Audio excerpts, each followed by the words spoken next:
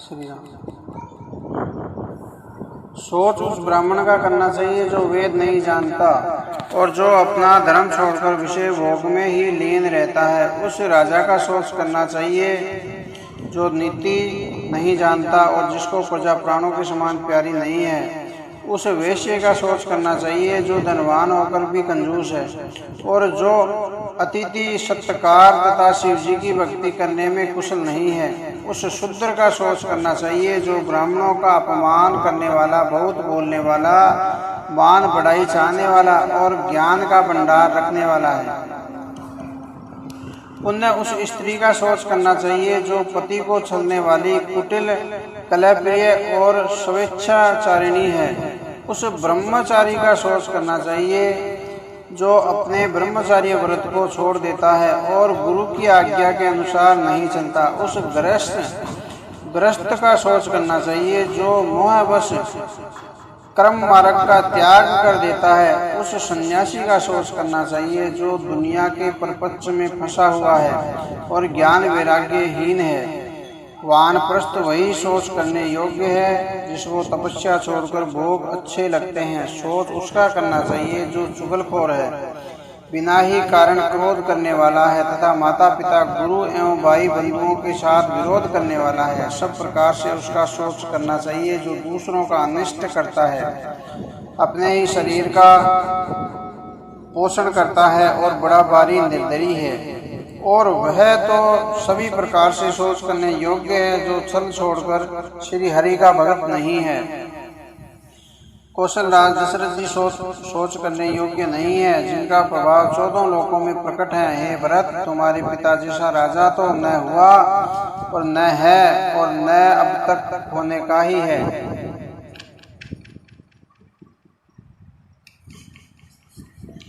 ब्रह्मा, विष्णु, शिव, इंद्र और दिक्पाल सभी दशरथ जी के गुणों की कथाएं कहा करते हैं। हे तात, कहो उनकी बढ़ाई कोई किस प्रकार करेगा जिनके श्री राम, लक्ष्मण, तुम और भरत शत्रुघ्न शरी के पुत्र हैं। राजा सब प्रकार से बड़भागी थे, उनके लिए विषाद करना व्यर्थ है। यह सुनकर और समझकर सोच त्याग दो और राजा की आज्ञा सिर चढ़ाकर तदनुसार करो। राजा ने राजपद तुमको दिया है, पिता का वचन तुम्हारे सत्य करना है। जिन्होंने वचन के लिए ही श्री रामचंद्र जी को त्याग दिया और राम विरह की अग्नि में अपने शरीर की आहुति दे दी। राजा को वचन प्रिय थे, प्राण प्रिय नहीं थे, इसलिए हे तात, पिता के वचनों को प्रणाम यानी सत्य करो। राजा की आज्ञा से चलाकर पालन करो, इसमें तुम्हारी सब तरह भलाई है। परशुराम जी ने पिता की आज्ञा रखी और माता को मार डाला। सब लोग इस बात के साक्षी हैं। राजा यतातीत के पुत्र ने पिता को अपनी जवानी दे दी। पिता की आज्ञा पालन करने से उन्हें पाप और अपश्य नहीं हुआ। जो अनुचित और उचित का विचार छोड़कर पिता के वचनों का पालन करते हैं वे यहाँ सुख और सुयश के पात्र होकर अंत में इंद्रपुरी स्वर्ग में निवास करते हैं। राजा का वचन अवश्य सत्य करो, शोक त्याग दो और प्रजा का पालन करो। ऐसा करने से स्वर्ग में राजा संतोष पाएंगे और तुमको पुण्य और सुंदर यश मिलेगा, दोष नहीं लगेगा। यह वेद में प्रसिद्ध है और स्मृति पुराणादि सभी शास्त्रों में द्वारा सम्मत है कि पिता जिनको दे वही राज तिलक पाता है। इसलिए तुम राज्य करो, गलानी त्याग कर दो और मेरे वचनों को हित समझकर मानो। इस प्रकार इस बात को सुनकर श्री रामचंद्र जी और जानकी जी सुख पाएंगे और कोई पंडित इसे अनुचित नहीं कहेगा। कौशल्या जी आदि तुम्हारी सब माताएं भी प्रजा के सुख से सुखी होंगी। जो तुम्हारे और श्री रामचंद्र जी के श्रेष्ठ संबंध को जान लेगा वह सभी प्रकार से तुम्हें भला मानेगा। श्री रामचंद्र जी के लौट आने पर राज्य उन्हें सौंप देना और सुंदर स्नेह से उनकी सेवा करना। मंत्री हाथ जोड़कर कह रहे हैं, गुरु जी की आज्ञा का अवश्य ही पालन कीजिए। श्री रघुनाथ जी के लौट आने पर जैसा उचित हो तब फिर वैसा ही कीजिएगा। कौशल्या जी भी धीरज धरकर कह रही है, हे पुत्र, गुरु की आज्ञा पथ्य रूप है, इसका आदर करना चाहिए और हित मानकर उसका पालन करना चाहिए। काल की गति को जानकर विषाद का त्याग कर देना चाहिए। श्री रघुनाथ जी वन में हैं, महाराज स्वरूप का राज्य करने चले गए हैं और हे तात तुम इस प्रकार कातर हो रहे हो, हे पुत्र, कुटुंब, प्रजा, मंत्री और सब माताओं के सबके एक ही तुम सहारे हो। विधाता को प्रतिकूल और काल को कठोर देखकर धीरज धरो। माता तुम्हारी बलिहारी जाती है। गुरु की आज्ञा को सिर चढ़ाकर उसी के अनुसार कार्य करो और प्रजा का पालन कर कुटुंबियों का दुख हरो।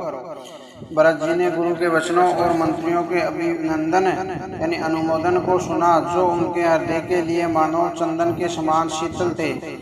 फिर भी उन्होंने शील, स्नेह और सरलता के रस में सनी हुई माता कौशल्या की कोमल वाणी सुनी।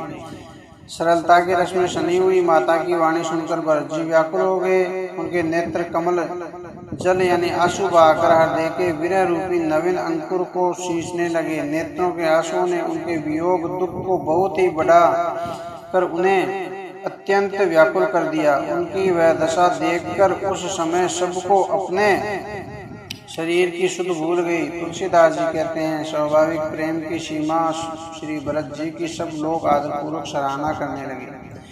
धैर्य की दूरी को धारण करने वाले भरत जी धीरज धर कर कमल के समान हाथों को जोड़कर वचनों को मानो अमृत में डुबाकर सबको उचित उत्तर देने लगे। गुरु जी ने मुझे सुंदर उपदेश दिया, फिर प्रजा, मंत्री आदि सभी को यही सम्मत है। माता ने भी उचित समझकर ही आज्ञा दी है और मैं भी अवश्य उसको सिर चढ़ाकर वैसा ही करना चाहता हूँ, क्योंकि गुरु, पिता, माता, स्वामी और शुद्ध यानी शुद्ध हृदय मित्र की वाणी सुनकर प्रसन्न मन से उसे अच्छी समझकर करना मानना चाहिए। उचित अनुचित का विचार करने से धर्म जाता है और सिर पर पाप का भार चढ़ता है। आप तो मुझे वही सरल शिक्षा दे रहे हैं जिसके आचरण करने में मेरा भला हो। यद्यपि मैं इस बात को भली भांति समझता हूँ, तथापि मेरे हृदय को संतोष नहीं है। अब आप लोग मेरी विनती सुन लीजिए और मेरी योग्यता के अनुसार मुझे शिक्षा दीजिए। मैं उत्तर देता रहा हूँ, यह अपराध क्षमा कीजिएगा। साधु पुरुष दुखी मनुष्य के दोष गुणों को नहीं गिनते। पिताजी स्वर्ग में है, सीताराम जी वन में हैं और मुझे आप राज्य करने के लिए कह रहे हैं। इसमें आप मेरा कल्याण समझते हैं या अपना कोई बड़ा काम होने की आशा करते हैं? मेरा कल्याण तो सीतापति श्री रामचंद्र जी की चाकरी में है, सो उसे माता की कुटिलता ने छीन लिया। मैंने अपने मन में अनुमान करके देख लिया है कि दूसरे किसी उपाय से मेरा कल्याण नहीं है। यह शोक का समुदाय राज्य लक्ष्मण, श्री रामचंद्र जी और श्री सीता जी के चरणों को देखे बिना किस गिनती में है? इसका क्या मूल्य है? जैसे कपड़ों के बिना गहनों का बोझ व्यर्थ है, वैराग्य के बिना ब्रह्म विचार व्यर्थ है, रोगी शरीर के लिए नाना प्रकार की भोग व्यर्थ है, श्री हरि की भक्ति के बिना जप और योग व्यर्थ है, जीवन के बिना सुंदर देह व्यर्थ है, वैसे ही श्री रघुनाथ जी के बिना मेरा सब कुछ व्यर्थ है। मुझे आज्ञा दीजिए, मैं श्री रामचंद्र जी के पास जाऊं। एक ही आँख यानी निश्चय पूर्वक मेरा हित इसी में है और मुझे राजा बनाकर आप अपना भला चाहते हैं। यह भी आप स्नेह की जड़ता यानी मोह के वश होकर ही कह रहे हैं। कैकेयी के पुत्र, कुटिल बुद्धि, राम विमुख और निर्लज्ज, मुझसे अधम से राज्य आप मोह के वश होकर ही सुख चाहते हैं। मैं सत्य कहता हूँ, आप सब सुनकर विश्वास करें। धर्मशील को ही राजा होना चाहिए। आप मुझे हट करके ज्यों ही राज्य देंगे त्यों ही पृथ्वी पाताल में धस जाएगी। मेरे समान पापों का घर कौन होगा? जिसके कारण सीता जी और श्री रामचंद्र जी का वनवास हुआ। राजा ने श्री रामचंद्र जी को वन दिया और उनके बिछड़ते ही स्वयं स्वर्ग को गमन किया। और मैं दुष्ट जो सारे अनर्थों का कारण हूँ, होश हवास में बैठा सब बातें सुन रहा हूँ। श्री रामचंद्र जी से रहित घर को देखकर और जगत का उपवास सहकर भी ये प्राण बने हुए हैं। इसका यही कारण है कि ये प्राण श्री रामचंद्र रूपी पवित्र विश्व रस में आसक्त नहीं है। ये लालची भूमि और भोगों के ही भूखे हैं। मैं अपने हृदय की कठोरता कहाँ तक कहूँ? जिसने व्रज का भी तिरस्कार करके बढ़ाई पाई है, कारण से कार्य कठिन होता ही है, इसमें मेरा दोष नहीं है। हड्डी से ब्रज और पत्थर से लोहा भयंकर और कठोर होता है। कैकेयी से उत्पन्न देह में प्रेम करने वाले ये तामर प्राण भरपेट यानी पूरे तरह से अभागे हैं। जब प्रिय के वियोग में भी मुझे प्राण लग रहे हैं, तब अभी आगे मैं और भी बहुत कुछ देख सकूंगा। लक्ष्मण श्री रामचंद्र जी और श्री सीता जी को तो वन दिया, स्वर्ग भेजकर पिता का कल्याण किया, स्वयं विधवापन और अपश्य लिया, प्रजा को शोक और संताप दिया कैकेयी ने, और मुझे सुख सुंदर यश और उत्तम राज्य दिया कैकेयी ने, सभी का काम बना दिया। इससे अच्छा अब मेरे लिए और क्या होगा। उस पर भी आप लोग मुझे राज तिलक देने को कहते हैं। कैकेयी के पेट से जगत में जन्म लेकर यह मेरे लिए कुछ भी अनुचित नहीं है। मेरी सब बात तो विधाता ने ही बना दी है, फिर उसमें प्रजा और पंच यानी आप लोग क्यों सहायता कर रहे हैं। जिसे कुग्रह लगे हों अथवा जो पिशाचग्रस्त हो, फिर जो वायु रोग से पीड़ित हो और उसी को फिर बिच्छू डंक मार दे, उसको यदि मदिरा पिलाई जाए तो कहिए यह कैसा इलाज है।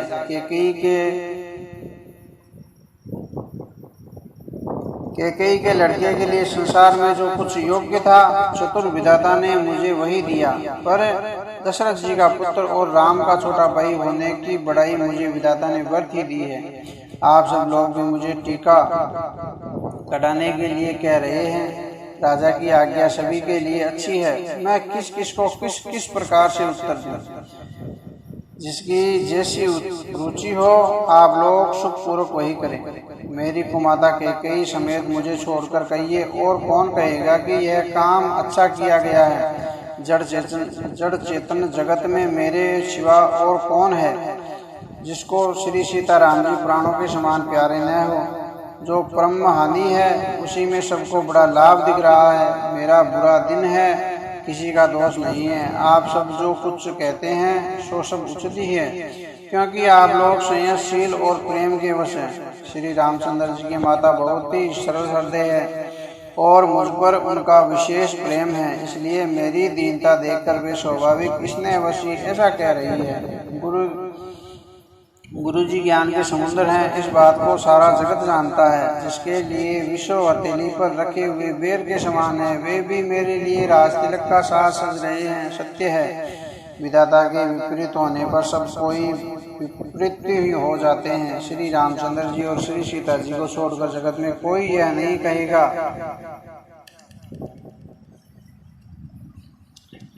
कि इस अनर्थ में मेरी संपत्ति नहीं है। मैं उसे सुखपूर्वक कहूँगा और सुनूंगा, क्योंकि जहाँ पानी होता है वहाँ अंत में कीचड़ होता है।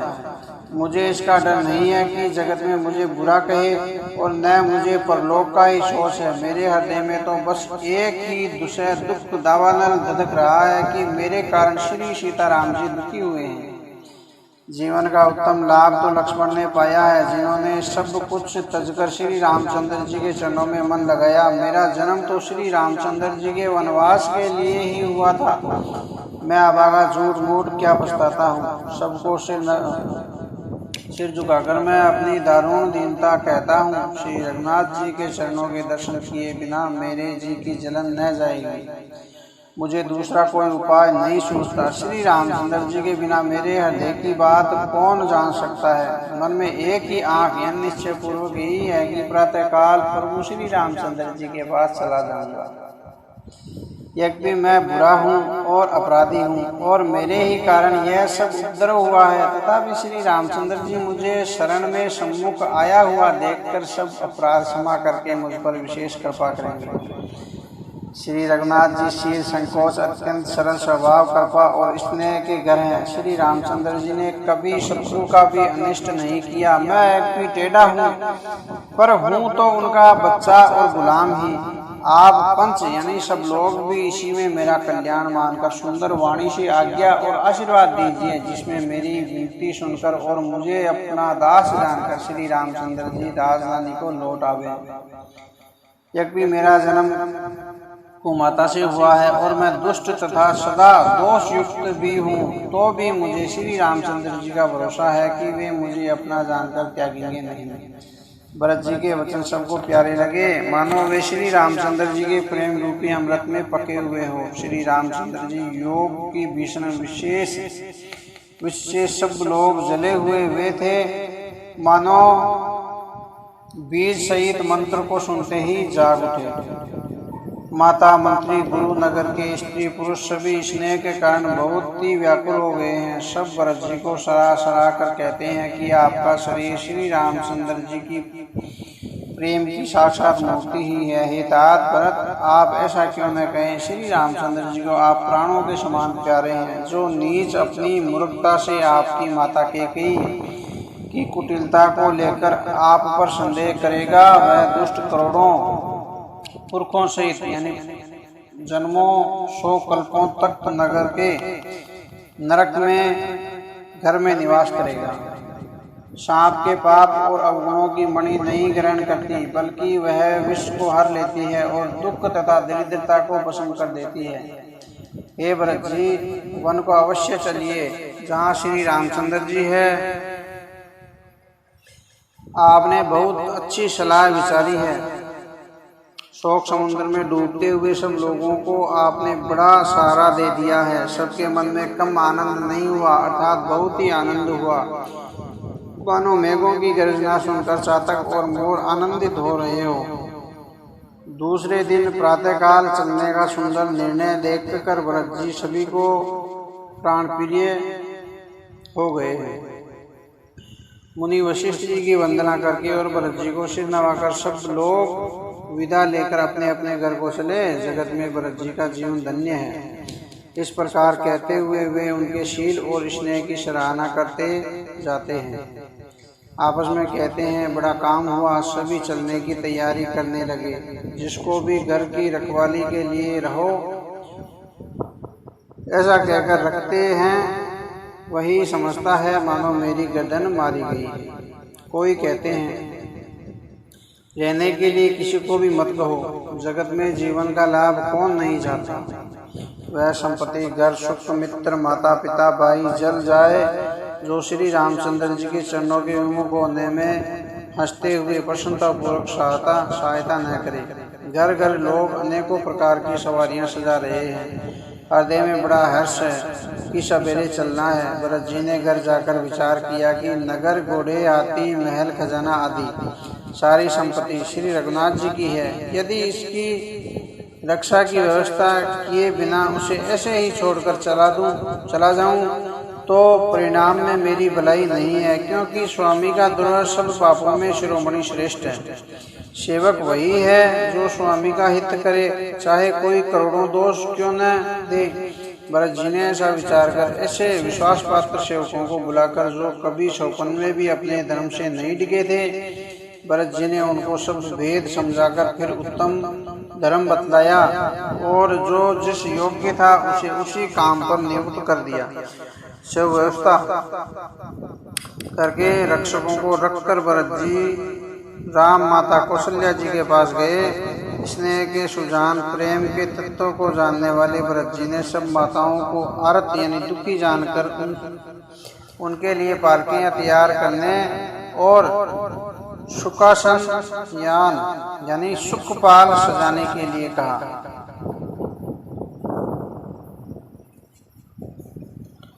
नगर के नर नारी चकवे चकवी की भांति आदि में अत्यंत आर्त होकर प्रातः काल होना चाहते हैं। सारी रात जागते जागते सवेरा हो गया। तब भरत जी ने चतुर मंत्रियों को बुलाया और कहा, तिलक का सब सामान ले चलो।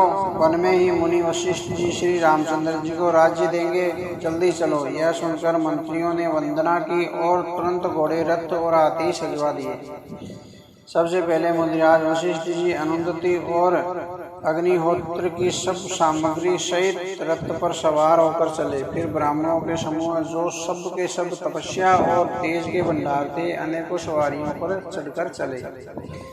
नगर के सब लोग रथों को सजाकर चित्रकूट को चल पड़े हैं, जिनका वर्णन नहीं हो सकता। ऐसी सुंदर पालकियों पर चढ़ चढ़कर सब रानियां चली है। विश्वास पात्र सेवकों को नगर सौंपकर और सबको आदरपूर्वक रवाना करके तब श्री सीताराम जी के चरणों को स्मरण करके भरत जी शत्रुघ्न जी दोनों भाई चले हैं। श्री रामचंद्र जी के दर्शन के लिए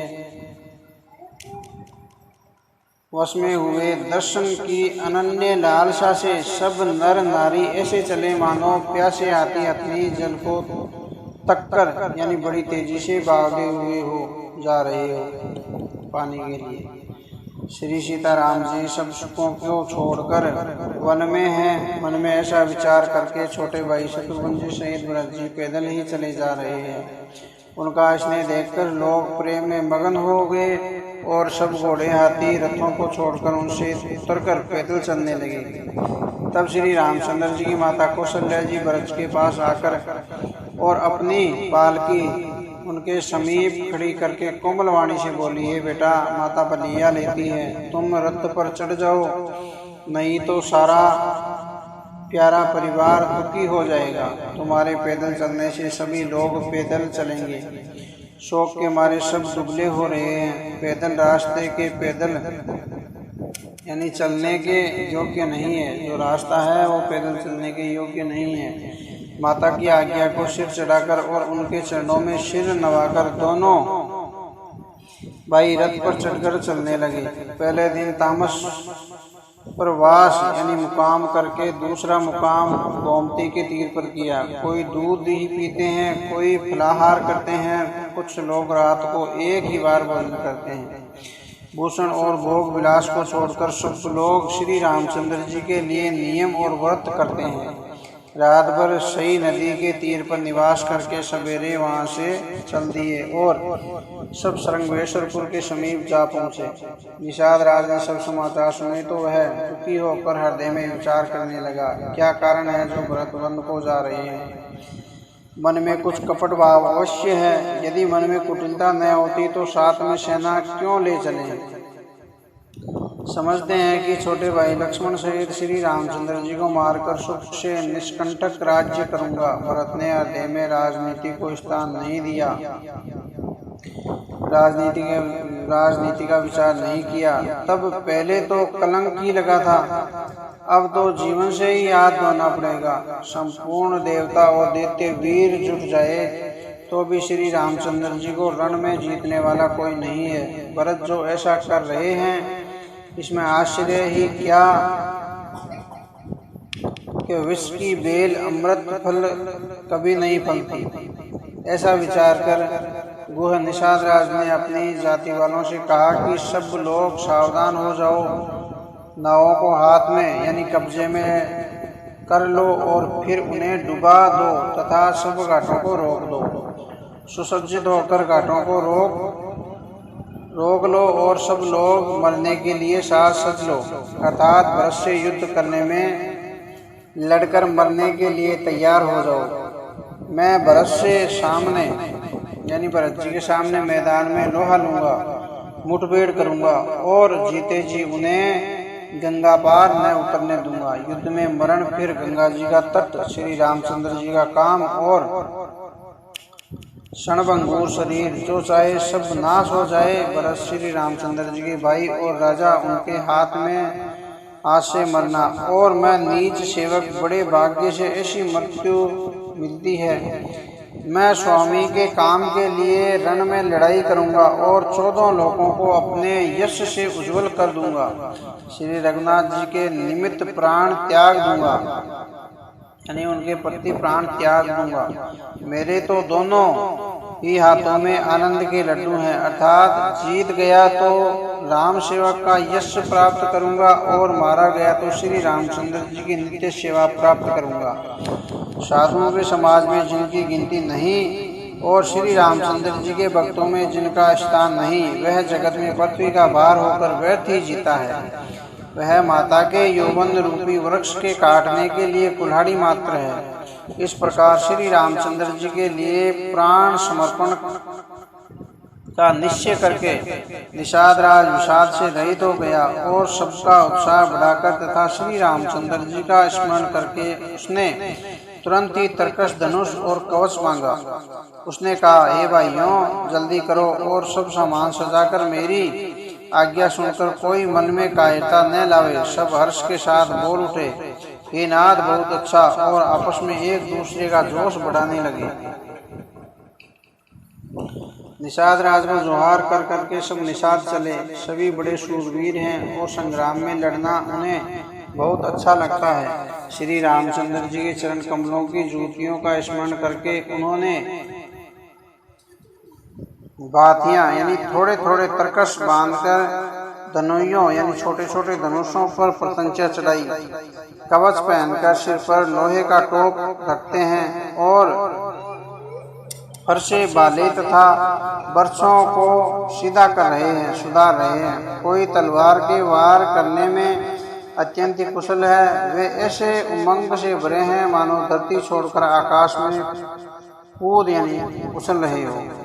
अपना अपना साज समाज यानी लड़ाई का सामान और दल बनाकर उन्होंने जाकर निषाद राजगुरु को जोहार की। निषाद राज ने सुंदर योद्धाओं को देख कर सबको सुयोग्य जाना और नाम ले लेकर सबका सम्मान किया। उनसे कहा, हे भाइयों, धोखा न लाना यानी अर्थात मरने से न घबराना। आज मेरा बड़ा भारी काम है। यह सुनकर सब योद्धा बड़े जोर से साथ बोल उठे, हे वीर अधीर मत हो। हे नाथ, श्री रामचंद्र जी के प्रताप से और आपके बल से हम लोग भरत की सेना को बिना ही वीर और बिना घोड़े की कर देंगे।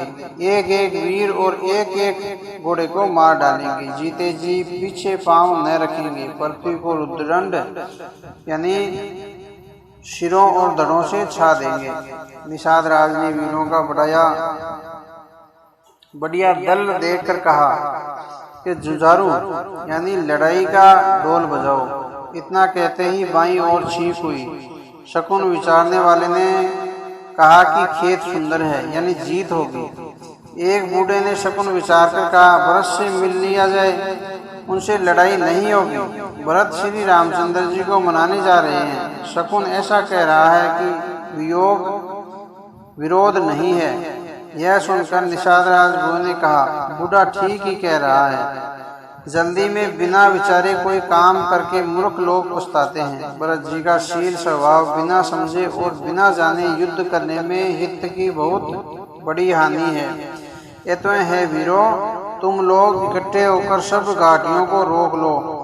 मैं जाकर भरत जी से मिलकर उनका भेद लेता हूँ। जिनका भाव मित्रता है या शत्रुता या उदासीन का है, यह जानकर तब आकर वैसा उसी के अनुसार प्रबंध करूँगा।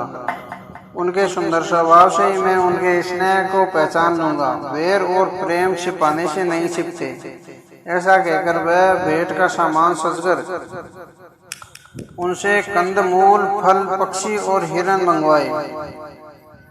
कहार लोग पुरानी और मोटी पैना नामक मछलियों के बार भर भर कर लाए। भेंट का सामान सजाकर मिलने के लिए चले तो मंगलदायक शुभ शकुन होने लगे।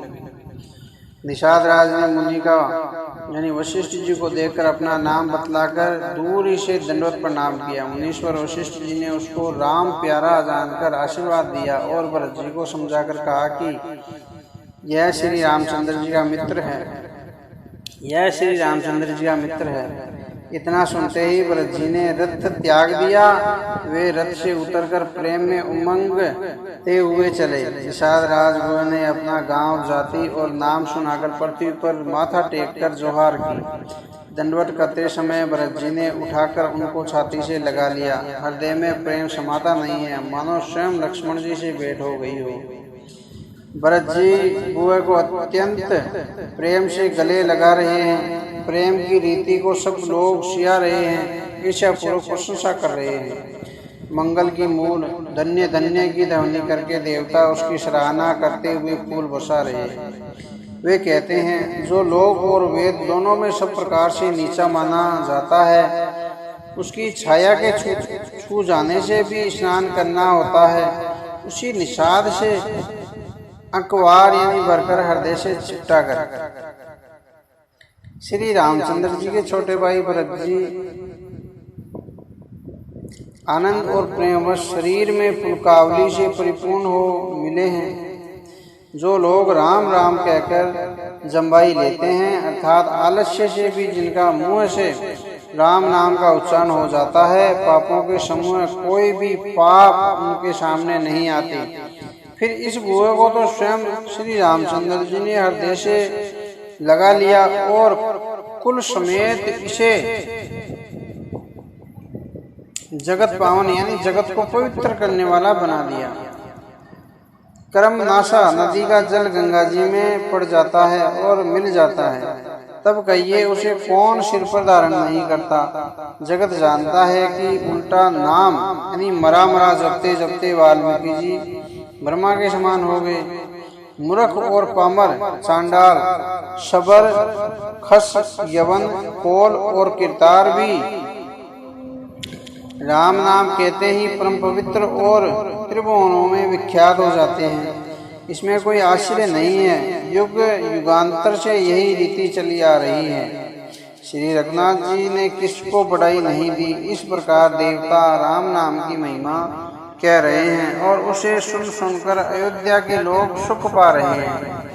राम सका निषाद राज से प्रेम के साथ मिलकर भरत जी ने कुशल मंगल और क्षेम पूछी। भरत जी का शील और प्रेम देखकर निषाद उस समय विदेह हो गया, यानी प्रेम मुक्त होकर देह की शुद्धि भूल गया।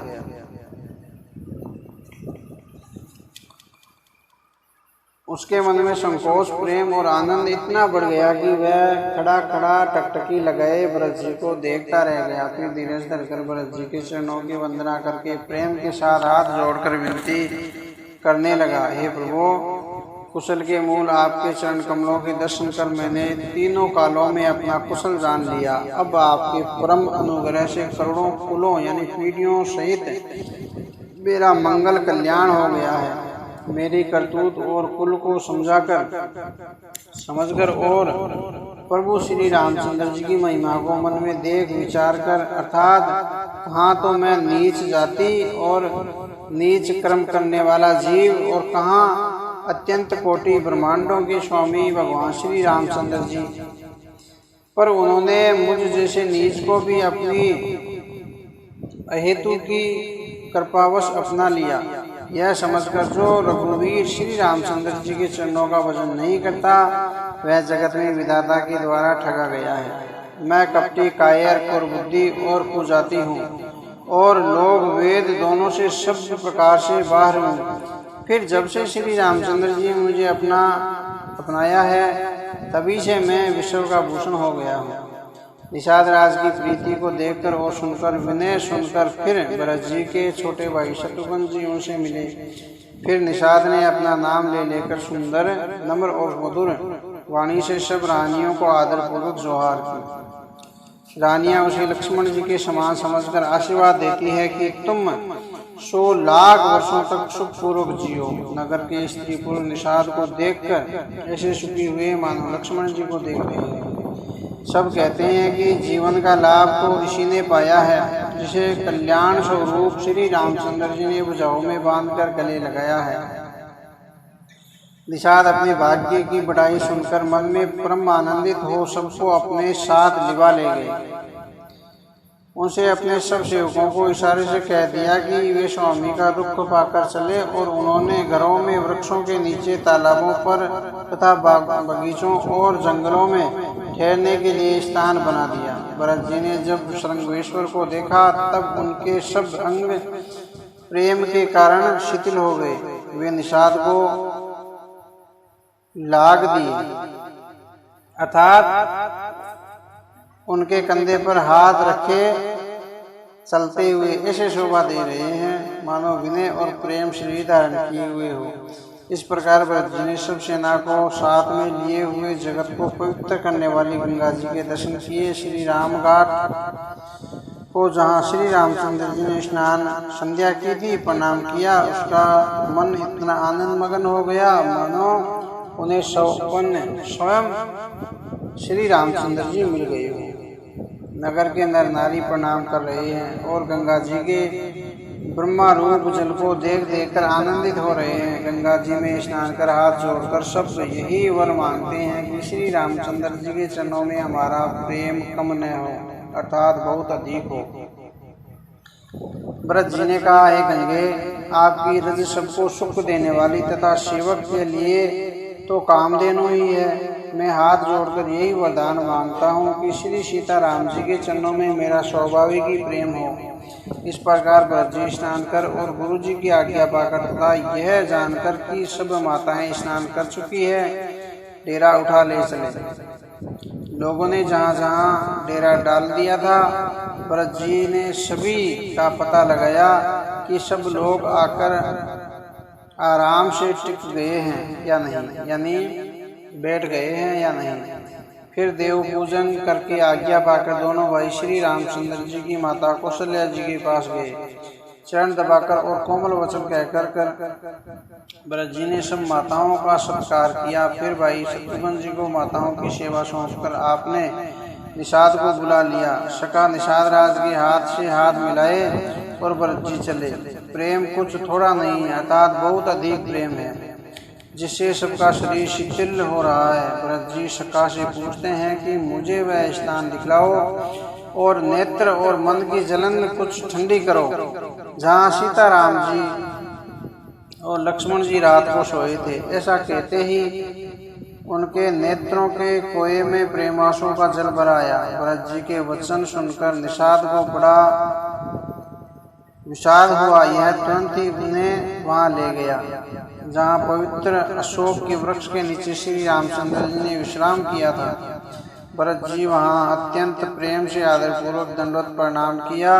कुशों की सुंदर सातरी देखकर उनकी प्रदक्षिणा करके प्रणाम किया। श्री रामचंद्र जी के चरण चिन्हों की रज आंखों में लगाई। उस समय के प्रेम की अधिकता कहते नहीं बनती। भरत जी ने 2-4 स्वर्ण बिंदु यानी सोने के कण या तारे आदि जो सीता जी के गहने कपड़ों से गिर पड़े थे देखे तो उनको सीता जी के समान जानकर सिर पर रख लिया। उनके नेत्र प्रेम आंसुओं से जल से भर गए और हृदय में गलानी भरी है। वे सका से सुंदर वाणी से ये वचन बोले कि ये स्वर्ण के कण या तारे भी सीता जी के विरह से ऐसे श्रीहत्त यानी शोभाहीन एवं कांतिहीन हो गए हैं, जैसे राम वियोग में अयोध्या के नर नारी विलीन शोक के कारण क्षीण हो रहे हैं। जिन सीता जी के पिता राजा जनक हैं, इस जगत में भोग और योग दोनों ही जिनकी मुट्ठी में है, उन जनक जी को मैं किसकी उपमा दूं। सूर्य कुल के सूर्य राजा दशरथ जी जिनके ससुर हैं, जिनको अमरावती के स्वामी इंद्र भी सियाते हैं, ऐसा पुरुष उनके जैसा ऐश्वर्य और प्रताप पाना चाहते थे। और प्रभु श्री रघुनाथ जी जिनके प्राणनाथ हैं, जो इतने बड़े हैं कि जो कोई भी बड़ा होता है वह श्री रामचंद्र जी की ही दी हुई बढ़ाई से ही होता है। उन श्रेष्ठ पवित्रता स्त्रियों में शिरोमणि सीता जी की साथी यानी कुशसैया देखकर मेरा हृदय हरहरा कर यानी दहल कर फट नहीं जाता। हे शंकर, यह ब्रज से भी अधिक कठोर है। मेरे छोटे भाई लक्ष्मण बहुत ही सुंदर और प्यार करने योग्य हैं। ऐसे भाई न तो किसी के हुए न हैं और न होने को ही है। जो लक्ष्मण अवध के लोगों को प्यारे, माता पिता के दुलारे और श्री राम लक्ष्मण जी के प्यारे हैं, राम जी के सीता जी के प्यारे हैं, जिनकी कोमल मूर्ति और सुकुमार स्वभाव है, जिनके शरीर में कभी गर्म हवा भी नहीं लगी, वे वन में सब प्रकार की विपत्तियां सह रहे हैं। हाय, इस मेरी छाती ने कठोरता में करोड़ों वर्षों का भी निरादर कर दिया है, नहीं तो यह कभी की फट जाती। श्री रामचंद्र जी ने जन्म यानी अवतार लेकर जगह को प्रकाशित परम सुशोभित कर दिया है। वे रूप, शील और सुख समस्त गुणों के समुद्र हैं। पूर्वासी, कुटुंबी, गुरु, पिता, माता सभी को श्री रामचंद्र जी का स्वभाव सुख देने वाला है। शुभ भी शत्रु भी श्री रामचंद्र जी की बड़ाई करते हैं। बोल चाल, मिलने के ढंग और विनय से वे मन को हर लेते हैं। करोड़ों सरस्वती और अरबों शेष जी भी प्रभु श्री रामचंद्र जी के गुण समूहों की गिनती नहीं कर सकते। जो सुख स्वरूप श्री रघुवंश शिरोमणि श्री रामचंद्र जी मंगल और आनंद के भंडार है। वे पृथ्वी पर कुशा बिछाकर सोते हैं। विधाता की गति बड़ी ही बलवान है। श्री रामचंद्र जी ने कानों से भी कभी दुख का नाम नहीं सुना।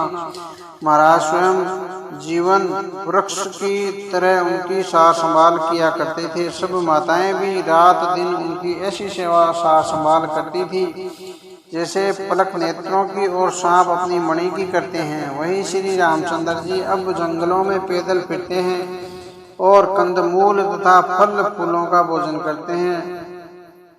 अमंगल की मूल कैकेयी को धिक्कार है, जो अपने प्राण प्रियतम पति से भी प्रतिकूल हो गई। मुझे पापों के समुद्र और अभागे को धिक्कार है, जिसके कारण ये सब उत्पात हुए। विधाता ने मुझे कुल का कलंक बनाकर पैदा किया और कुमाता ने मुझे स्वामी द्रोह बना दिया। यह सुनकर निषाद राज प्रेम पूर्वक समझाने लगा, हे नाथ, आप व्यर्थ विषाद किए करते हैं। श्री रामचंद्र जी आपको प्यारे हैं और आप श्री रामचंद्र जी को प्यारे हैं। यही निचोड़ निश्चय निष्ठांत है। दोष तो प्रतिकूल विधाता को है। प्रतिकूल विधाता की करनी बड़ी कठोर है। जिसने माता कैकेयी को बावली बना दिया, उसकी मति फेर दी। उस रात को प्रभु श्री रामचंद्र जी बार बार आदरपूर्वक आपकी ही बड़ाई सराहना करते थे। तुलसीदास जी कहते हैं, निषाद कहता है कि श्री रामचंद्र जी को आपके सम्मान अतिशय प्रिय और कोई नहीं है। मैं सौगंध खाकर कहता हूँ, परिणाम में मंगल होगा। यह जानकर आप अपने हृदय में धैर्य धारण कीजिए। श्री रामचंद्र जी अंतर्यामी तथा संकोच, प्रेम और कृपा की धाम है। यह विचार कर और मन में दृढ़ता लाकर चलिए और विश्राम कीजिए। सखा के वचन सुनकर हृदय में धीरज धरकर श्री रामचंद्र जी स्मरण करते हुए भरत जी डेरे को चले। नगर के सारे स्त्री पुरुष यह श्री रामचंद्र जी के ठहरने का स्थान समाचार पाकर बड़े ही आतुर होकर उस स्थान को देखने चले। वे उस स्थान की परिक्रमा करके प्रणाम करते हैं और कैकेयी को बहुत दोष देते हैं। नेत्रों में जल भर भर कर लेते हैं और प्रतिकूल विधाता को दूषण देते हैं।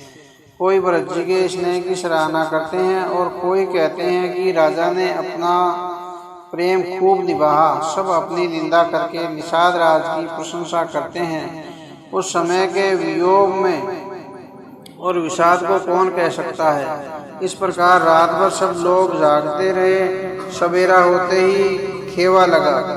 सुंदर नाव पर गुरु को चढ़ाया गया, फिर नई नाव पर सब माताओं को चढ़ाया गया। 4 घड़ी में सब गंगा जी के पार उतर गए। तब भरत जी ने उतरकर सबको संभाला। प्रातः काल की क्रियाओं को करके माता के चरणों की वंदना कर और गुरु जी को सिर नवाकर भरत जी ने निषाद गणों को रास्ता दिखलाने के लिए आगे कर लिया और सेना चला दी। निषाद राज को आगे करके पीछे सब माताओं की पालकियां चलाई और छोटे भाई शत्रुघ्न जी को बुलाकर उनके साथ कर दिया। फिर ब्राह्मणों सहित गुरु जी ने गमन किया। तदनंतर आप भरत जी ने गंगा जी को प्रणाम कर और लक्ष्मण जी सहित श्री सीताराम जी का स्मरण किया। भरत जी पैदल ही चले। उनके साथ कोतल यानी बिना सवार के घोड़े बागडोर से बंधे हुए चले जा रहे हैं। उत्तम सेवक बार बार कहते हैं कि हे नाथ, आप घोड़े पर सवार हो जाइए। भरत जी जवाब देते हैं कि श्री रामचंद्र जी तो पैदल ही चले गए और हमारे लिए रथ, हाथी और घोड़े बनाए गए हैं। मुझे उचित तो ऐसा है कि मैं सिर के बल चलकर जाऊं। सेवक का धर्म सबसे कठिन होता है। भरत जी की दशा देखकर और कोमल वाणी सुनकर सब सेवकगण गलानी मारे गले जा रहे हैं। प्रेम में उमंग उमंग कर सीताराम जी कहते हुए भरत जी ने तीसरे पहर प्रयाग में प्रवेश किया। उनके चरणों में छाले कैसे चमकते हैं, जैसे कमल की लकीर ओस की बूंदें चमकती हों। भरत जी आज पैदल ही चलकर आए हैं। यह समाचार सुनकर सारा समाज दुखी हो गया। जब भरत जी ने यह पता पा लिया कि सब लोग स्नान कर चुके हैं, तब त्रिवेणी पर आकर उन्हें प्रणाम किया। फिर विधिवत गंगा यमुना के श्वेत और श्याम जल में स्नान किया और दान देकर ब्राह्मणों का सम्मान किया। श्याम और सफेद यमुना जी और गंगा जी की लहरों को देखकर भरत जी का शरीर पुलकित हो गया और उन्होंने हाथ जोड़कर कहा, हे तीर्थराज, आप समस्त कामनाओं को पूर्ण करने वाले हैं। आपका स्वभाव वेदों में प्रसिद्ध और संसार में प्रकट है। मैं अपना धर्म न मांगने का क्षत्रिय धर्म त्याग कर आपसे भीख मांगता हूँ। अर्थ मनुष्य कौन सा कुकर्म नहीं करता, ऐसा हृदय में जानकर सुजान उत्तम दानी जगत में मांगने वाले की वाणी को सफल किया करते हैं, अर्थात वह जो मांगता है सो दे देते हैं। मुझे न अर्थ की रुचि है, न धर्म की, न काम की और न मैं मोक्ष की। जन्म जन्म में मेरा श्री रामचंद्र जी के चरणों में प्रेम हो, बस यही वरदान मांगता हूँ, दूसरा कुछ भी नहीं। स्वयं श्री रामचंद्र जी भी भले ही मुझे कुटिल समझे और लोग मुझे गुरुद्रोही तथा स्वामी द्रोही भले ही कहे, पर श्री सीताराम जी के चरणों में मेरा प्रेम आपकी कृपा से दिन दिन बढ़ता ही जाए। मेघ चाहे जन्म भर चातक की सुधि बुला दे और जल मांगने पर वह चाहे ब्रज और पत्थर ओले ही गिरावे, पर चातक की रटन घटने से तो उसकी बात ही घट जाएगी, प्रतिष्ठा ही नष्ट हो जाएगी। उसकी तो प्रेम बढ़ाने में ही सब प्रकार से भलाई है। जैसे तपाने से सोने पर आग यानी चमक आ जाती है, वैसे ही प्रीतम के चरणों में प्रेम का नियम निभाने से प्रेमी सेवक का गौरव बढ़ जाता है। भरत जी के वचन सुनकर बीज त्रिवेणी से सुंदर मंगल देने वाली कोमल वाणी हुई, हे तात भरत, तुम सब प्रकार से साधु हो। श्री रामचंद्र जी के चरणों में तुम्हारा अथाह प्रेम है। तुम व्यक्ति मन में गलानी कर रहे हो। श्री रामचंद्र जी को तुम्हारे समान प्रिय कोई नहीं है। त्रिवेणी जी के अनुकूल वचन सुनकर भरत जी का शरीर पुलकित हो गया, हृदय में हर्ष छा गया। भरत जी धन्य है कहकर देवता हर्षित होकर फूल बरसाने लगे। तीर्थराज प्रयाग में रहने वाले वानप्रस्थ, ब्रह्मचारी, गृहस्थ और उदासीन यानी सन्यासी सब बहुत ही आनंदित हैं और 10-5 मिलकर आपस में कहते हैं कि भरत जी का प्रेम और शील पवित्र और सच्चा है। श्री रामचंद्र जी के सुंदर गुण समूहों को सुनते हुए वे मुनि श्रेष्ठ भारद्वाज जी के पास आए। मुनि ने भरत जी को दंडवत प्रणाम करते देखा और उन्हें अपना मूर्तिमान सौभाग्य समझा। उन्होंने दौड़कर भरत जी को उठाकर हृदय से लगा लिया और आशीर्वाद देकर कृतार्थ किया। मुनि ने उन्हें आसन दिया। वे सिर नवाकर इस तरह बैठे मानो बाघ कृष्ण कोच के घर में घुस जाना चाहते हैं। उनके मन में बड़ा सोच है कि मुनि कुछ पूछेंगे तो मैं क्या उत्तर दूंगा। भरत जी के शील और संकोच को देखकर ऋषि बोले, भरत सुनो, हम सब खबर पा चुके हैं। विधाता के कर्तव्य पर कुछ वश नहीं चलता। माता की करतूत को समझकर याद करके तुम हृदय में गलानी मत करो। हेतात केकई का कोई दोष नहीं है, उसकी बुद्धि तो सरस्वती जी बिगाड़ गई थी। यह कहते भी कोई भला न कहेगा, क्योंकि लोक और वेद दोनों ही विद्वानों को मान्य है। किंतु हेतात तुम्हारा निर्मल यश गाकर तो लोक और वेद दोनों बढ़ाई पाएंगे। यह लोक और वेद दोनों को मान्य है और सब यही कहते हैं कि पिता जिसको राज्य दे वही पाता है। राजा सत्यवर्ती थे, तुमको बुलाकर राज्य देते तो सुख मिलता, धर्म रहता और बढ़ाई होती। सारे अनर्थ की जड़ तो श्री रामचंद्र जी का वनगमन है, जिसे सुनकर समस्त संसार को पीड़ा हुई। वह श्री रामचंद्र जी का वनगमन भी भाविवश हुआ। बेसमझ रानी तो भाविवश कुचाल करके अंत में पछताएगी। उसमें भी तुम्हारा कोई तनिक सा भी अपराध कहे तो वह अधम, अज्ञानी और असाधु है। यदि तुम राज्य करते हो तो भी तुम्हें दोष न होता।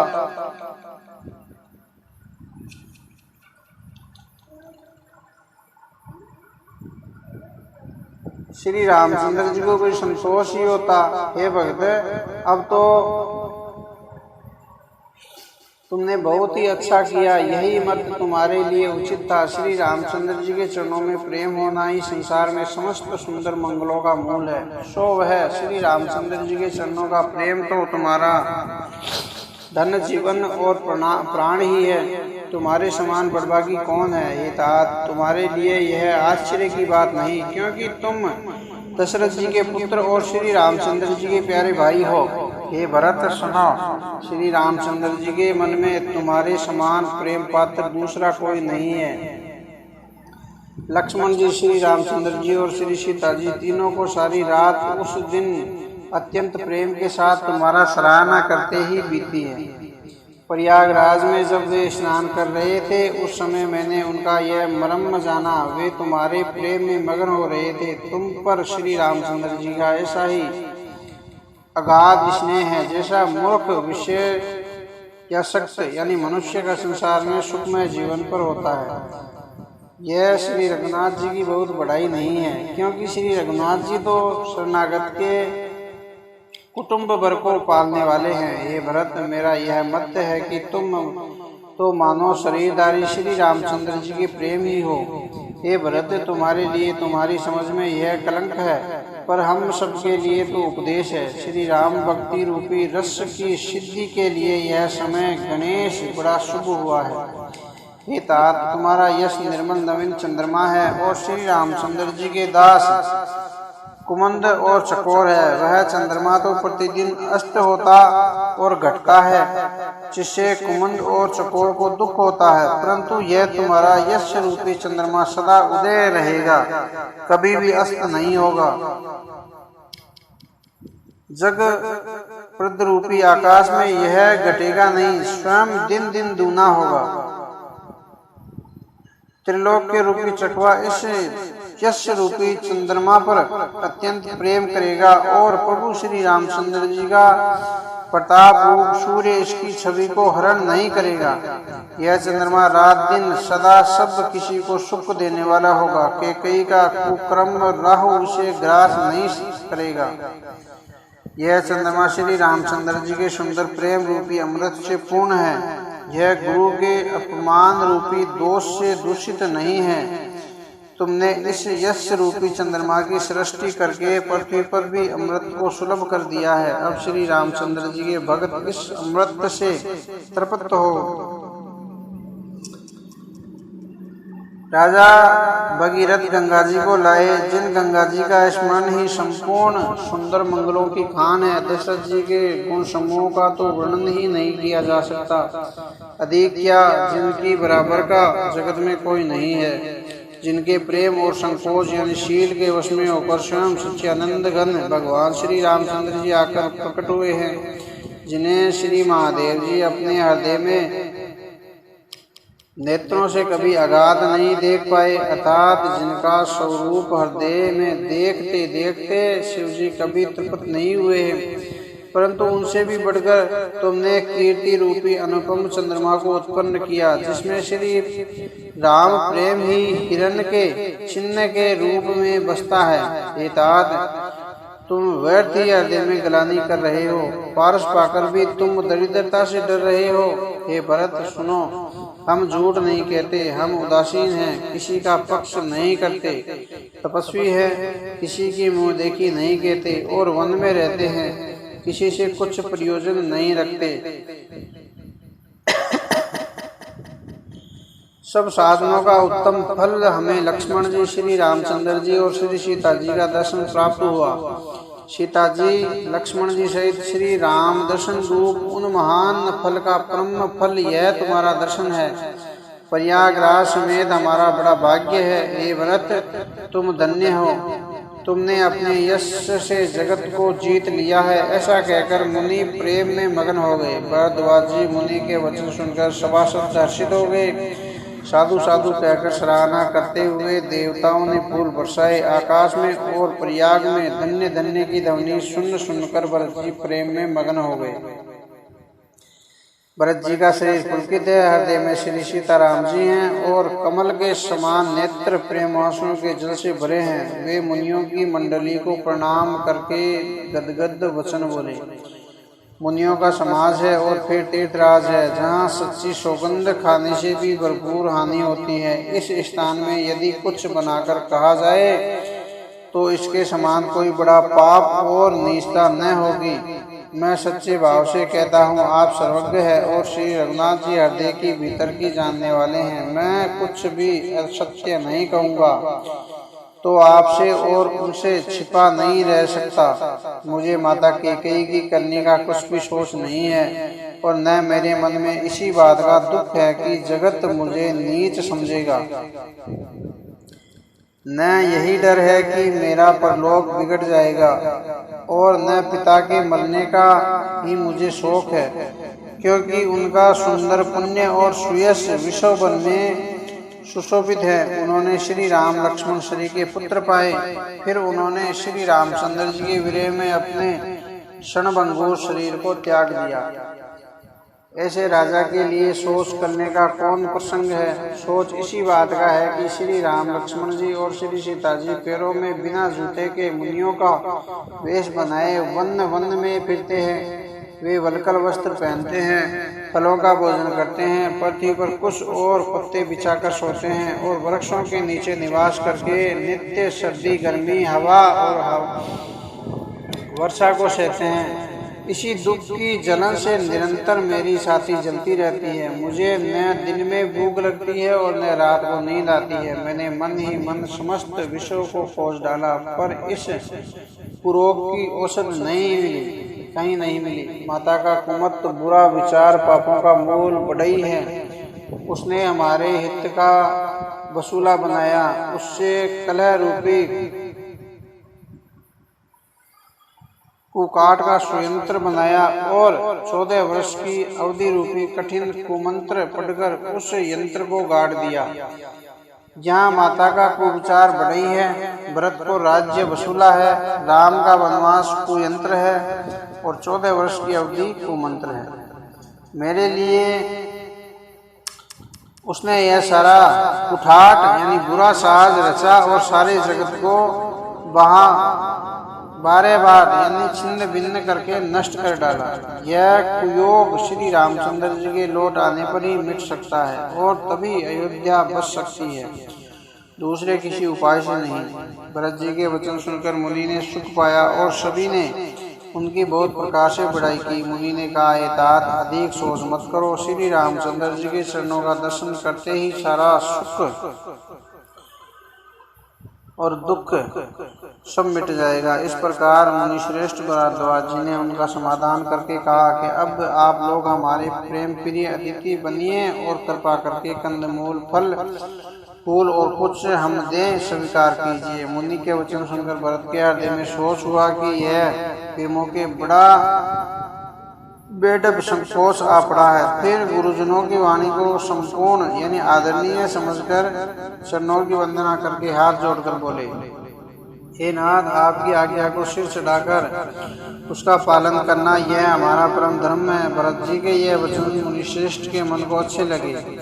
उन्होंने विश्वास पात्र सेवकों को और शिष्यों को पास बुलाया और कहा, भरत जी की पहुनाई करनी चाहिए यानी उनकी सेवा करनी चाहिए। जाकर कंदमूल और फल लाओ। उन्होंने हे नाथ बहुत अच्छा कहकर सिर नवाया और तब वे बड़े ही आनंदित होकर अपने अपने काम को चले गए। मुनि को चिंता हुई कि मन में बहुत बड़े मेहमानों को न्योता है। अब जैसा देवता हो वैसे ही उसकी पूजा भी होनी चाहिए। यह सुनकर सिद्धियां और अणिमादी सिद्धियां आ गई और बोली, हे गोसाई, जो आपकी आज्ञा हो सो हम करें। मुनिराज ने प्रसन्न होकर कहा, छोटे भाई शत्रुघ्न और समाज सहित भरत जी श्री रामचंद्र जी के विरह में व्याकुल है। उनकी पहुनाई यानी अतिथि सत्कार करके उनके श्रम को दूर करो। रिद्धि सिद्धियों ने मुनिराज की आज्ञा को सिर चढ़ाकर अपने को बड़भाग्नी समझा, पर सब सिद्धियां आपस में कहने लगी, श्री रामचंद्र जी के छोटे भाई भरत जी ऐसे अतिथि हैं जिनकी तुलना में कोई नहीं आ सकता। अतः मुनि के चरणों की वंदना करके आज वही करना चाहिए जिससे सारा राज समाज सुखी हो। ऐसा कहकर उन्होंने बहुत से समुद्र घर बनाए जिन्हें देखकर विमान भी बिलखते हैं, लज्जा खाते हैं। उन घरों में बहुत से भोग, इंद्रियों के विषय और ऐश्वर्य ठाट बाट का सामान भरकर रख दिया, जिन्हें देखकर देवता भी लज्जा गए हैं। दासी दास सब प्रकार की सामग्री लिए हुए मन लगाकर उनके मनों को देखते देखते रहते हैं, अर्थात उनके मन की रुचि के अनुसार करते रहते हैं। जो सुख के सामान स्वर्ग में भी सौपन में भी नहीं है, ऐसे सब सामान सिद्धियों ने पल भर में सज दिए। पहले तो उन्होंने सब किसी को जिसकी जैसी रुचि थी वैसी ही सुंदर सुखदायक निवास स्थान दिए। फिर कुटुंब सहित भरत जी को दिए, क्योंकि ऋषि भारद्वाज जी ने ऐसी ही आज्ञा दी थी। भरत जी चाहते थे कि उनके सब संगियों को आराम मिले, इसलिए उनके मन की बात जानकर मुनि ने पहले उन लोगों को स्थान देकर पीछे परिवार भरत जी को स्थान देने के लिए आज्ञा दी। मुनि श्रेष्ठ तपोबल से ब्रह्मा को भी चकित कर देने वाले वैभव रच दिए। जब भरत जी ने मुनि के प्रभाव को देखा तो उनके सामने उन्हें इंद्र, वरुण, यम, कुबेर आदि सभी परलोकपालों के लोक तुच्छ जान पड़े। सुख की सामग्री का वर्णन नहीं हो सकता, जिसे देखकर ज्ञानी लोग भी वैराग्य भूल जाते हैं। आसन, सेज, सुंदर वस्त्र, चंदोवे, वन, बगीचे, भांति भांति के पक्षी और पशु, सुगंधित फूल और अमृत के समान स्वादिष्ट फल, अनेकों प्रकार के तालाब, कुएं, बावड़ी आदि, निर्मल जलाशय तथा अमृत के भी अमृत शरीर के पवित्र खान पान पदार्थ थे, जिन्हें देखकर सब लोग संयसी पुरुषों, विरक्त मुनियों की भांति सकसा रहे हैं। सभी के डेरों में मनोवांछित वस्तु देने वाले कामधेनु और कल्पवृक्ष हैं, जिन्हें देखकर इंद्र और इंद्राणी को भी अभिलाषा होती है, उनका भी मन ललचा जाता है। वसंत ऋतु है, शीतल मंद सुगंध 3 प्रकार की हवा बह रही है। सभी को धर्म, अर्थ, काम और मोक्ष चारों पदार्थ सुलभ हैं। माला, चंदन, स्त्री आदि भोगों को देखकर सब लोग हर्ष और विषाद के वश हो रहे हैं। हर्ष तो भोग सामग्रियों को और मुनि के तप प्रभाव को देखकर होता है, और विषाद इस बात से होता है कि श्री रामचंद्र जी के वियोग में नियम व्रत से रहने वाले हम लोग भोग विलास में क्यों आ फंसे हैं। कहीं इनमें आसक्त होकर हमारा मन नियत व्रतों को न त्याग दे। संपत्ति यानी भोग विलास की सामग्री चकवी है और भरत जी चकवा है, और मुनि की आज्ञा खेल है, जिसने उस रात को आश्रम रूपी पिंजड़े में दोनों को बंद कर रखा है। और ऐसे ही सवेरा हो गया जैसे किसी बहेलिया के द्वारा एक पिंजड़े में रखे जाने पर भी चकवी चकवे का रात को संयोग नहीं होता, वैसे ही भरत जी की आज्ञा से रात भर भोग सामग्रियों के साथ रहने पर भी भरत जी ने मन से भी उनका स्पर्श तक नहीं किया। प्रातःकाल भरत जी ने तीर्थराज में स्नान किया और समाज सहित मुनियों को सिर नवाकर और ऋषि की आज्ञा तथा आशीर्वाद को सिर चढ़ाकर दंडवत करके बहुत विनती की। तदंतर रास्ते की पहचान करने वाले लोगों, कुशल पथ दर्शकों के लिए साथ सब लोगों को लिए हुए भरत जी चित्रकूट में चित्र लगाए चले। भरत जी राम सखा घोड़े के हाथ में हाथ दिए हुए ऐसे जा रहे हैं मानो साक्षात प्रेमी शरीर धारण किए हुए जा रहे हो। न तो उनके पैरों में जूते हैं और न सिर पर छाया है। उनका प्रेम, नियम, व्रत और धर्म निष्कपट सच्चा है। वे सखा निषाद राज से लक्ष्मण जी, श्री रामचंद्र जी और श्री सीता जी के रास्ते की बातें पूछते हैं और सब कोमल वाणी से कहता है। निषाद राज कहता है, श्री रामचंद्र जी के ठहरने की जगहों और वृक्षों को देखकर उनके हृदय में प्रेम रोके नहीं रुकता। भरत जी की यह दशा देखकर देवता फूल बरसाने लगे, पृथ्वी कोमल हो गई और मार्ग मंगल का मूल बन गया। बादल छाया किए जा रहे हैं, सुख देने वाली सुंदर हवा बह रही है। भरत जी के जाते समय मार्ग जैसा सुखदायक हुआ वैसा श्री रामचंद्र जी को भी नहीं हुआ था। रास्ते में असंख्य जड़ चेतन जीव थे। उसमें से जिनको प्रभु श्री रामचंद्र जी ने देखा अथवा जिन्होंने प्रभु श्री रामचंद्र जी को देखा वे सब उसी समय परम पद के अधिकारी हो गए। परंतु अब भरत जी के दर्शन से तो उनका भव जन्म मरण रूपी रोग मिट गया है। श्री राम दर्शन से तो वे परम पद के अधिकारी ही हुए थे, परंतु भरत जी के दर्शन से उन्हें वह परम पद प्राप्त हो गया। भरत जी के लिए यह कोई बड़ी बात नहीं है, जिन्हें श्री रामचंद्र जी स्वयं अपने मन से स्मरण करते रहते हैं। जगत में जो भी मनुष्य एक बार राम कह लेते हैं वे भी तरने तारने वाले हो जाते हैं। फिर भरत जी तो श्री रामचंद्र जी के प्यारे और उनके छोटे भाई ठहरे, तब भला उनके लिए मार्ग मंगल सुखदायक कैसे न हो।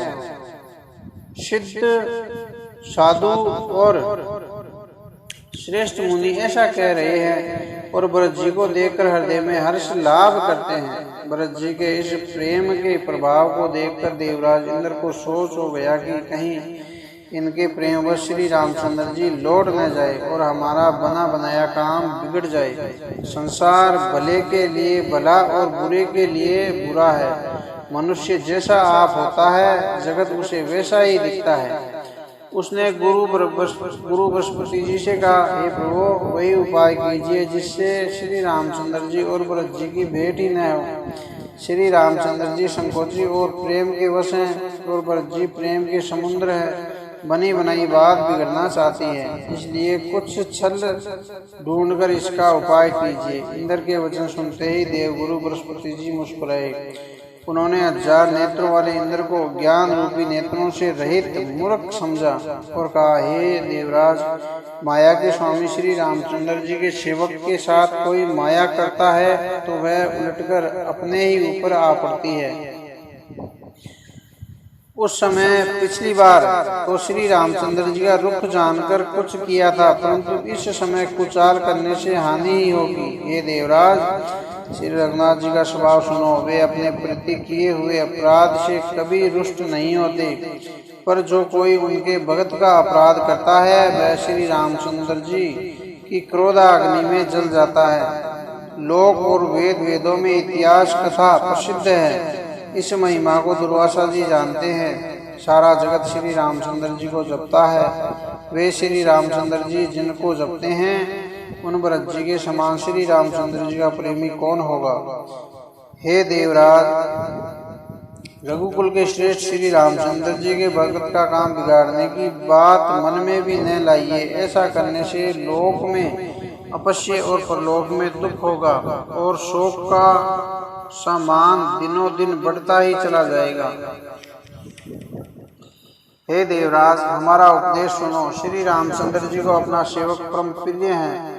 वे अपने सेवक की सेवा से सुख मानते हैं और सेवक के साथ वैर करने से बड़ा भारी वैर मानते हैं। यद्यपि वे सम हैं, उनमें न राग है न रोष है और न वे किसी का पाप पुण्य और गुण दोष ही ग्रहण करते हैं। उन्होंने विश्व में क्रम को ही प्रदान कर रखा है। जो जैसा करता है वह वैसा ही फल भोगता है। तथापि वे भगत और अभक्त हृदय के अनुसार सम और विषम व्यवहार करते हैं। भगत को प्रेम से गले लगा लेते हैं और अभगत को मारकर तार देते हैं। गुण रहित, निर्लेप, मान रहित और सदा एक कृष्ण भगवान श्री रामचंद्र जी भगत के प्रेमवशी सगुण हुए हैं। श्री राम जी सदा अपने सेवक को यानी भक्तों को रुचि रखते आए हैं। वेद, पुराण, साधु और देवता इनके साक्षी हैं। ऐसा हृदय में जानकर कुटिलता छोड़ दो और भरत को चरणों में सुंदर प्रीति करो। हे देवराज इंद्र, श्री रामचंद्र जी के भक्त सदा दूसरों के हित में लगे रहते हैं। वे दूसरों के दुख से दुखी और दयालु होते हैं। फिर भरत जी तो भक्तों के शिरोमणि हैं, उनसे बिल्कुल न डरो। प्रभु श्री रामचंद्र जी सत्य प्रतिज्ञ और देवताओं का हित करने वाले हैं, और भरत जी श्री रामचंद्र जी की आज्ञा के अनुसार चलने वाले हैं। तुम व्यर्थ स्वार्थ के विशेष वश हो रहे हो, व्याकुल हो रहे हो। इसमें भरत जी का कोई दोष नहीं है, तुम्हारा ही मोह है। देवगुरु बृहस्पति जी की श्रेष्ठ वाणी सुनकर इंद्र के मन में बड़ा आनंद हुआ और उनकी चिंता मिट गई। तब हर्षित होकर देवराज फूल बरसाकर भरत जी के स्वभाव की सराहना करने लगे। इस प्रकार भरत जी मार्ग में चले जा रहे हैं। उनकी प्रेममयी दशा देखकर मुनि और सिद्ध लोग भी सियाते हैं। भरत जी की जभी राम कहकर लंबी सांस लेते हैं, तभी मानो चारों ओर प्रेम उमड़ा आता है। उनके प्रेम और दीनता से पूर्ण वचनों को सुनकर ब्रज और पत्थर भी पिघल जाते हैं। अयोध्या वासियों का प्रेम कहते नहीं बनता। बीच में निवास यानी मुकाम करके ब्रज जी यमुना जी के तट पर आए। यमुना जी का जल देखकर उनके नेत्रों में जल भर आया, और श्री रघुनाथ जी के श्याम रंग का सुंदर जल देखकर सारे समाज सहित भरत जी प्रेम विलय होकर श्री रामचंद्र जी की विरह रूपी समुद्र में डूबते डूबते विवेक रूपी जहाज पर चढ़ गए। अर्थात यमुना जी का श्याम वर्ण जल देखकर सब लोग श्याम वर्ण भगवान के प्रेम में विलय हो गए और उन्हें न पाकर विरह व्याप्त से पीड़ित हो गए। तब भरत जी को यह प्रदान ध्यान आया कि जल्दी चलकर उनके साक्षात दर्शन करेंगे। इस विवेक से वे फिर उत्साहित हो गए। उस दिन यमुना जी के किनारे निवास किया। समाचार अनुसार सबके लिए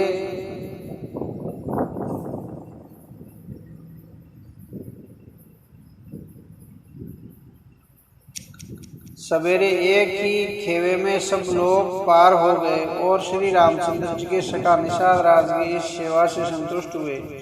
फिर स्नान करके और नदी को सिर नवाकर निषाद राज के साथ दोनों भाई चले। आगे अच्छी अच्छी सवारियों पर श्रेष्ठ मुनि हैं, उनके पीछे सारा राज समाज जा रहा है। उनके पीछे पीछे दोनों भाई बहुत सारे सादे भूषण वस्त्र और वेश से पैदल चले जा रहे हैं। सेवक मित्र और मंत्री के पुत्र उनके साथ हैं। लक्ष्मण सीता और श्री रघुनाथ जी का स्मरण करते जा रहे हैं। जहाँ जहाँ श्री रामचंद्र जी ने निवास किया और विश्राम किया था, वहाँ वहाँ वे प्रेम सहित प्रणाम करते हैं। मार्ग में चलने वाले स्त्री पुरुष यह सुनकर घर और काम काज छोड़कर दौड़ दौड़ कर आते हैं और उनके रूप सौंदर्य और प्रेम को देखकर वे सब जन्म लेने का फल पाकर आनंदित होते हैं। गांवों की स्त्रियां एक दूसरे से प्रेम पूर्वक कहती है, सखी ये राम लक्ष्मण है कि नहीं? हे सखी, इनकी अवस्था शरीर और रंग रूप से तो वही शील और स्नेह उन्हीं के सदृश हैं और चाल भी उन्हीं के समान है, परंतु हे सखी उनका न तो वह वेश यानी वल्कल वस्त्रधारी मुनिवेश है और न सीता जी ही संग है, और इनके आगे चतुर्गुनी सेना चल रही है। फिर इनके मुख प्रसन्न नहीं है, इनके मन में खेद है। हे सखी, इसी भेद के कारण संदेह होता है। उनका तर्क यानी युक्ति अन्य स्त्रियों के मन में भाया। सब कहती है कि इसके समान शानी चतुर और कोई नहीं है। इसकी सराहना करके और तेरी वाणी सत्य है, इस प्रकार उसका सम्मान करके दूसरी स्त्री मीठे वचन बोली। श्री रामचंद्र जी के राज तिलक का आनंद जिस प्रकार से भंग हुआ था, वह सब कथा प्रसंग प्रेम पूर्वक कहकर फिर वह भाग्यवती स्त्री श्री भरत जी के शील स्नेह और स्वभाव की सराहना करने लगी। वह बोली, देखो ये भरत जी पिता के दिए हुए राज्य को त्याग कर पैदल चलते हुए फलाहार करते हुए श्री रामचंद्र जी को मनाने के लिए जा रहे हैं। इनके समान आज कौन है? भरत जी का भाई बना भक्ति और इनके आचरण कहने और सुनने से दुख और दोषों को हरने वाले हैं। हे सखी, उनके संबंध में जो कुछ भी कहा जाए वह थोड़ा है। श्री रामचंद्र जी के भाई ऐसे क्यों न हो।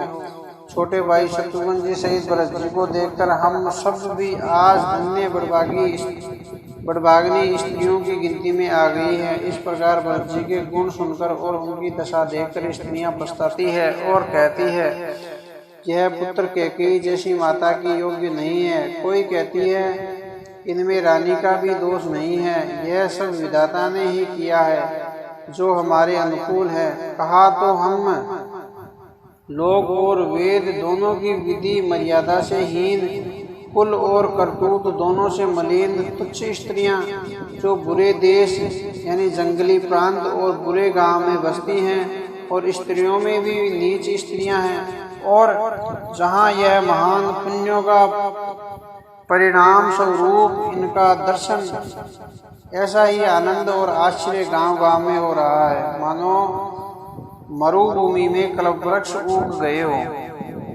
भरत जी का स्वरूप देखते ही रास्ते में रहने वाले लोगों के भाग्य खुल गए हैं, मानो देवयोग से सिंहल देश के बसने वाले को तीर्थराज प्रयाग सुलभ हो गया हो। इस प्रकार अपने गुणों सहित श्री रामचंद्र जी के गुणों की कथा सुनते और श्री रघुनाथ जी को स्मरण करते हुए भरत जी चले जा रहे हैं।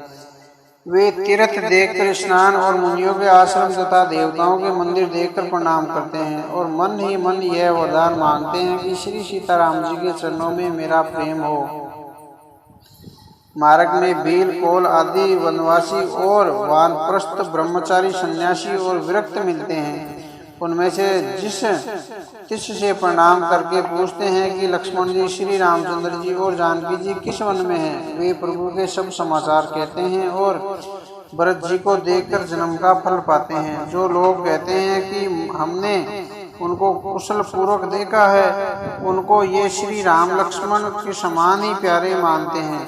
इस प्रकार सबसे सुंदर वाणी से पूछते और श्री रामचंद्र जी के वनवास की कहानी सुनते जाते हैं। उस दिन वही ठहरकर दूसरे दिन प्रातःकाल ही श्री रघुनाथ जी का स्मरण करके चले। साथ के सब लोगों को भी भरत जी के समान ही श्री रामचंद्र जी के दर्शन की लालसा लगी हुई है। सबको मंगल सूचक शकुन हो रहे हैं। सुख देने वाले पुरुषों के दाहिने और स्त्रियों के बाएं नेत्र और भुजाएं फड़क रही है। समाज सहित भरत जी को उत्साह हो रहा है कि श्री रामचंद्र जी मिलेंगे और दुख का दाह मिट जाएगा। जिसके जी में जैसा है वह वैसा ही मनोरथ करता है। सब स्नेह रूपी मदिरा से छके यानी प्रेम में मतवाले हुए चले जा रहे हैं।